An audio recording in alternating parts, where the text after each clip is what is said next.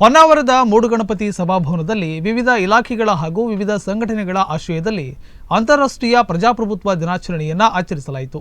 ಜಿಲ್ಲಾಡಳಿತ, ಜಿಲ್ಲಾ ಪಂಚಾಯಿತಿ, ಸಮಾಜ ಕಲ್ಯಾಣ ಇಲಾಖೆ, ನಗರಾಭಿವೃದ್ಧಿ, ಅರಣ್ಯ ಇಲಾಖೆ, ಪರಿಸರ ಇಲಾಖೆ, ಶಾಲಾ ಶಿಕ್ಷಣ ಮತ್ತು ಸಾಕ್ಷರತಾ ಇಲಾಖೆ, ಉನ್ನತ ಶಿಕ್ಷಣ ಇಲಾಖೆ, ಕನ್ನಡ ಮತ್ತು ಸಂಸ್ಕೃತಿ ಇಲಾಖೆ, ಉತ್ತರ ಕನ್ನಡ ಜಿಲ್ಲೆ ಹಾಗೂ ವಿವಿಧ ಸಂಘಟನೆಗಳ ಸಹಭಾಗಿತ್ವದಲ್ಲಿ ಕಾರ್ಯಕ್ರಮವನ್ನು ಆಯೋಜಿಸಲಾಗಿತ್ತು.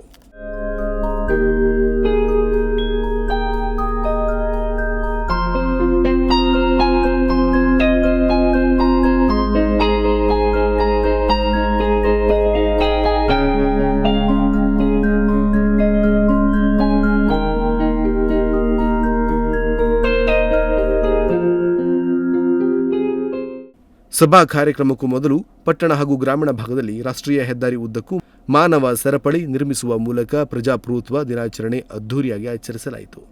ರಾಜ್ಯ ಆಡಳಿತ ಸುಧಾರಣಾ ಆಯೋಗದ ಅಧ್ಯಕ್ಷ ಆರ್.ವಿ. ದೇಶಪಾಂಡೆ ಗೇರುಸೊಪ್ಪ ವೃತ್ತದಲ್ಲಿ ಕಾರ್ಯಕ್ರಮಕ್ಕೆ ಚಾಲನೆ ನೀಡಿದರು. ಸನ್ಮಾನ್ಯ ಜಿಲ್ಲಾ ಉಸ್ತುವಾರಿ ಸಚಿವರಿಂದ ಈಗ ಅಂತಾರಾಷ್ಟ್ರೀಯ ಪ್ರಜಾಪ್ರಭುತ್ವ ದಿನಾಚರಣೆಯ ಲೋಗೋ ಅನಾವರಣಗೊಳ್ತಾ ಇದೆ.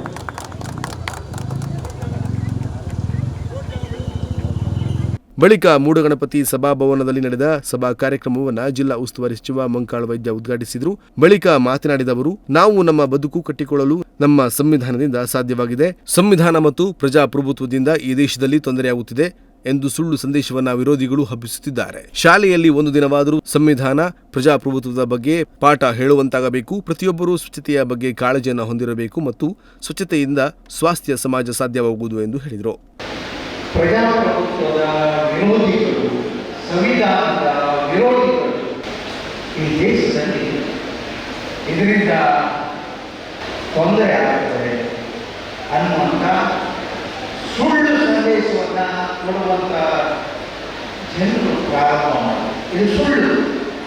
ಯಾಕೆಂದರೆ ಪ್ರಜಾಪ್ರಭುತ್ವ ಇಲ್ಲ ಅಂತ, ಸಂವಿಧಾನ ಇಲ್ಲ ಅಂತ ಇವತ್ತೇ ನಾನು ಇಲ್ಲಿ ನಿಂತು ಮಾತಾಡಲಿಕ್ಕೆ ಸಾಧ್ಯವೇ ಇಲ್ಲ. Doctor B R. ಅಂಬೇಡ್ಕರ್ ರಚಿಸಿದಂಥ ಸಂವಿಧಾನನೇ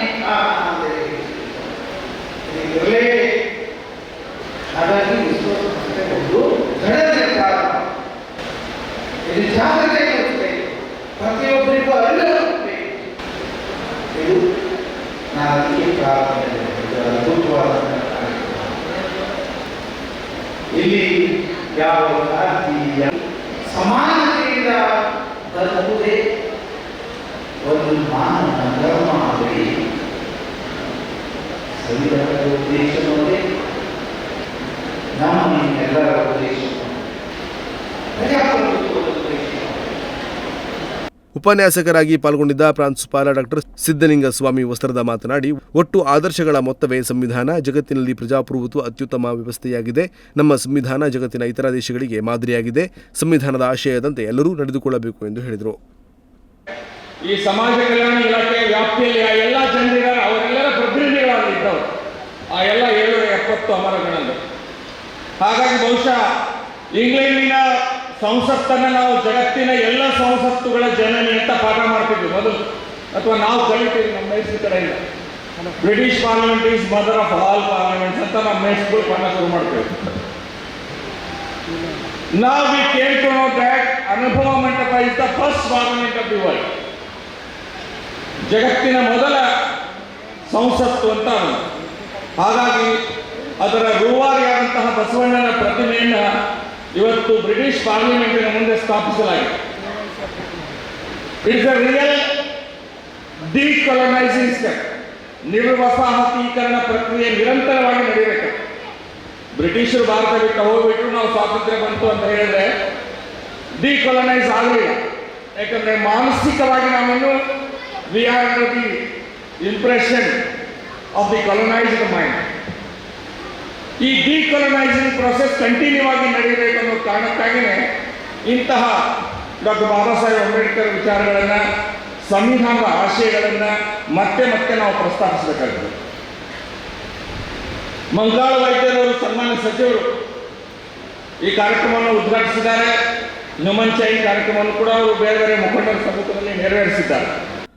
ಜಿಲ್ಲಾಧಿಕಾರಿ ಕೆ ಲಕ್ಷ್ಮೀಪ್ರಿಯ ಮಾತನಾಡಿ, ಉತ್ತರ ಕನ್ನಡ ಜಿಲ್ಲೆಯಲ್ಲಿ ಸುಮಾರು 253 ಕಿಲೋಮೀಟರ್ ಉದ್ದದ ಮಾನವ ಸರಪಳಿ ರಚನೆ ಮಾಡಲಾಗಿದ್ದು, ಹಳಿಯಾಳದ ಮಾವಿನಕೊಪ್ಪದಿಂದ ಭಟ್ಕಳದವರೆಗೆ 153 ಕಿಲೋಮೀಟರ್ ಮಾನವ ಸರಪಳಿ ರಚನೆ ಮಾಡಲಾಗಿದೆ. ಈ ಮಾನವ ಸರಪಳಿ ಕಾರ್ಯಕ್ರಮದಲ್ಲಿ ಜನಪ್ರತಿನಿಧಿಗಳು, ಅಧಿಕಾರಿಗಳು, ವಿವಿಧ ಸಂಘಟನೆಗಳ ಸದಸ್ಯರು, ವಿದ್ಯಾರ್ಥಿಗಳು ಸೇರಿ 80,000ಕ್ಕೂ ಅಧಿಕ ಮಂದಿ ಭಾಗಿಯಾಗಿದ್ದಾರೆ. ನಮ್ಮ ಸಂವಿಧಾನದಲ್ಲಿ ಆಶಯ ಮತ್ತು ಮೌಲ್ಯವನ್ನು ತಿಳಿಯುವ ಮತ್ತು ಗೌರವಿಸುವ ದಿನವಾಗಿ ಆಚರಿಸುತ್ತಿದ್ದೇವೆ ಎಂದು ಹೇಳಿದರು.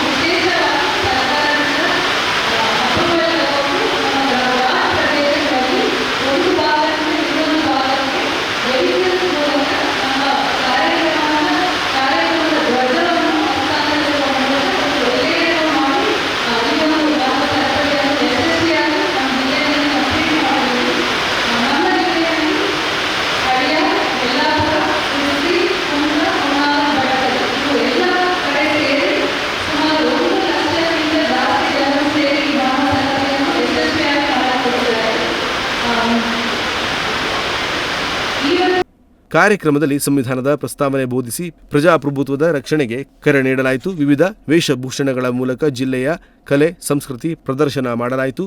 ಪ್ರಜಾಪ್ರಭುತ್ವದ ಪರವಾಗಿ ಗೀತ ಗಾಯನ ನಡೆಯಿತು. ಮಾನವ ಸರಪಳಿ ನಡೆಸಿ ಪ್ರಜಾಪ್ರಭುತ್ವದ ಪರ ಘೋಷಣೆ ಕೂಗಲಾಯಿತು.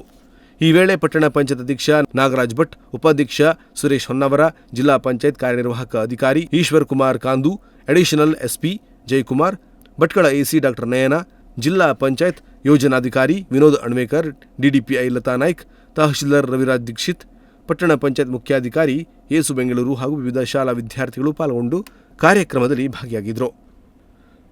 ನಾಗರಾಜ ನಾಯ್ಕ್, ನುಡಿಸಿರಿ ನ್ಯೂಸ್ ಹೊನ್ನಾವರ.